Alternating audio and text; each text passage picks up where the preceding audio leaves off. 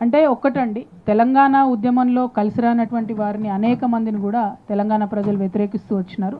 బాలసుబ్రహ్మణ్యం గారి మీద ప్రత్యేకించి ఒక రూమర్ ఉన్నది, అది నిజమో కాదో మాకు తెలియదు. ఒక రూమర్ ఏంది అంటే, జయ జయ హే తెలంగాణ పాట పాడమంటే ఆయన పాడలేదు కాబట్టి మరి ఆయన విగ్రహం పెట్టొద్దు అని తెలంగాణ వాదులందరూ కూడా అంటున్నటువంటి సందర్భం. డెఫినెట్గా ఏదేమైనా నేను తెలంగాణ వాదుల పక్షానే ఉంటాను కాబట్టి బాలసుబ్రహ్మణ్యం గారు విగ్రహం పెట్టడానికి ఇంకేదైనా మంచి ప్లేస్ చూసుకొని తెలంగాణ కళాకారులకు సంబంధించినటువంటి విగ్రహాన్ని ఏదైనా రవీంద్ర భారతిలో పెడితే బాగుంటుంది.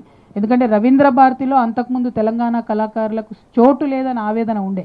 తెలంగాణ రాష్ట్రం వచ్చిన తర్వాత అన్ని జానపద కళలను అక్కడ ప్రదర్శించడానికి చాలా ప్రయత్నం చేయడం జరిగింది. తెలంగాణ తేజోమూర్తుల చిత్రపటాలను కూడా అక్కడ పెట్టడానికి ప్రయత్నం చేయడం జరిగింది.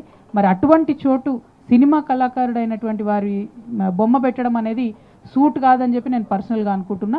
సినిమా కళాకారులు అది పెట్టాలనుకుంటే ప్రసాద్ స్టూడియోస్ ఉన్నాయి, చాలా ఉన్నాయి, ఇంకా చోట్లు లేవని కాదు, పెట్టొద్దని నేను అంటలేను.